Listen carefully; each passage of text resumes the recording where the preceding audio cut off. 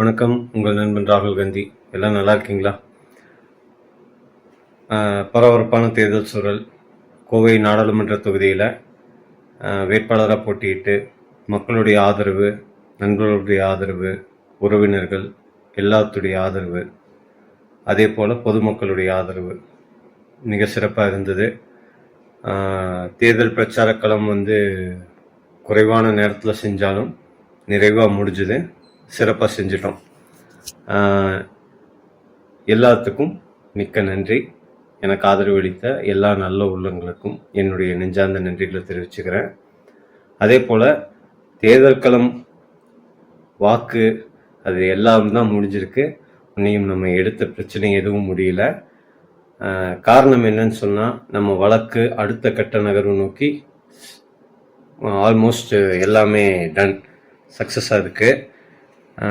தேர்தல் நடத்தும் அலுவலர், மாவட்ட ஆட்சியர் அவரும் பார்த்தீங்கன்னா தக்க நடவடிக்கை எடுக்கப்படும் அப்படின்னு சொல்லி நம்ம கொடுத்த அந்த புகார், அண்ணாமலை ஒரு வேட்புமனு ரெகார்ட்ஸ் நம்ம ஒரு கம்ப்ளைண்ட் ஒன்று அப்ஜெக்ஷன் பண்ணி இதுவரைக்கும் சட்ட போராட்டம், அதிகாரிகளுடன் போராட்டம் எல்லாமே பாசிட்டிவாக தான் இருக்குது. எதுவும் நீ முடியல.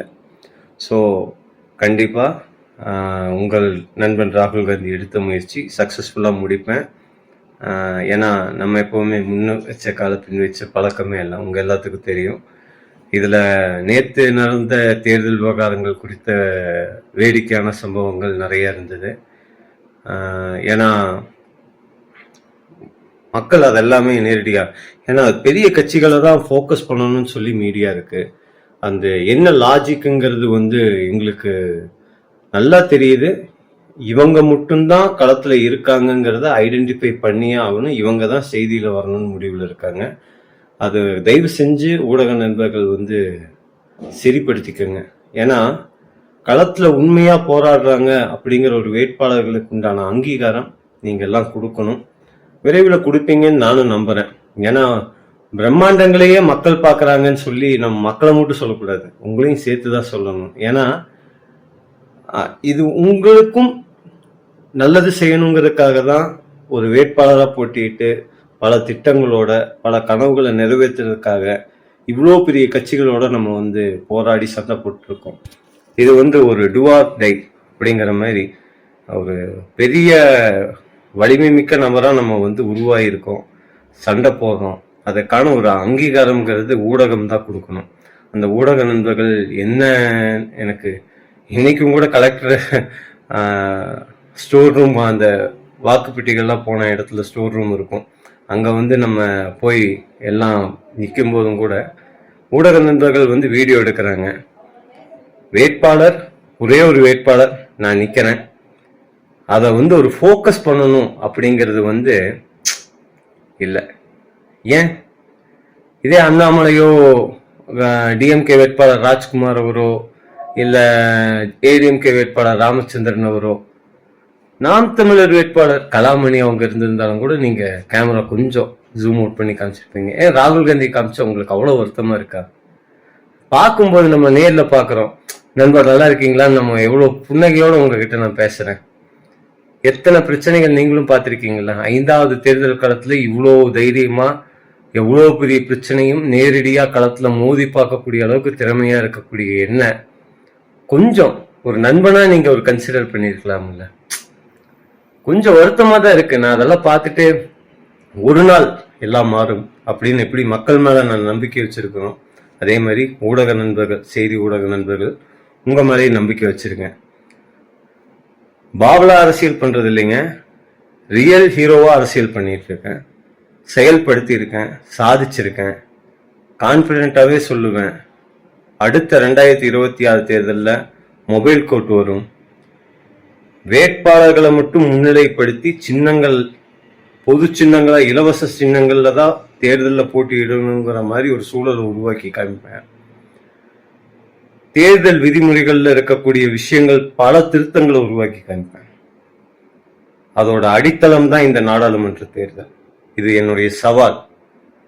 அப்புறம் அண்ணாமலை நண்பர் நேற்று 1 லட்சம் ஓட்டை காணன்னு சொல்லி ஒரு ஸ்டேட்மெண்ட் ஒன்று கொடுத்தாரு.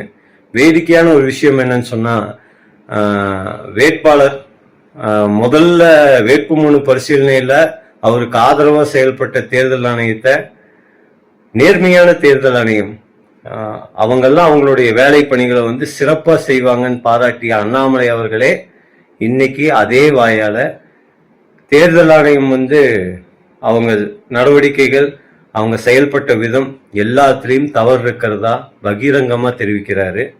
வாக்காளர் பட்டியலில் முறைகேடு பண்ணியிருக்காங்கன்னு சொல்லி தேர்தல் ஆணையத்து மேல புகார் தெரிவிக்கிறாரு.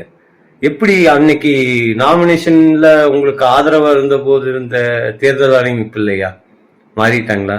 ஏன்னா உங்க மேல நடவடிக்கை எடுக்கிறேன்னு கலெக்டர் சார் சொன்ன அந்த ஒரு இதுக்காகவா? இது கலெக்டர் சாருக்கும் தெரியணும். ஏன்னா அரசியல்வாதிகள் நிறம் மாறிக்கிட்டே இருப்பாங்க. அதுக்கு உதாரணம் தான் நம்ம நண்பர் அண்ணாமலை அவர்கள். வேட்பாளர் கட்டிலும் அவர் நேர்மையான ஒரு அதிகாரியா நான் பார்த்து வியந்திருக்கேன்.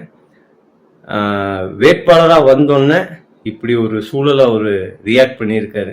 1,00,000 ஓட்டு காணன்னு சொல்றதெல்லாம் வந்து வேடிக்கைங்க. ஏன்னா வாக்காளர் பட்டியல் தேசிய கட்சிகளுக்கு இலவசமாவே கொடுத்துருக்காங்க. இறுதி வாக்காளர் பட்டியல் முழுவதும் அவங்க கிட்ட இருக்கு.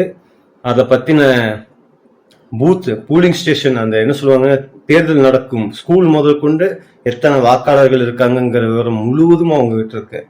எதுவுமே இல்லாமல்லாம் இல்லை. வெளிப்படையா செய்தியில வரணும் அப்படிங்கிறதுக்காக அது ஒரு பொய் சொல்லியிருக்காரு. நேர்மையா பல தடவை சொல்லியிருக்கேன் திருத்திக்க சொல்லி. நேர்மைன்னு சொல்றது பெருசு இல்லை, செயல்படுறது தான் பெருசு. உதாரணம், செயல்பட்டு தனியா ஃபைட் பண்ற பாருங்க, இதான் நேர்மையான அடையாளம்ங்கிறது.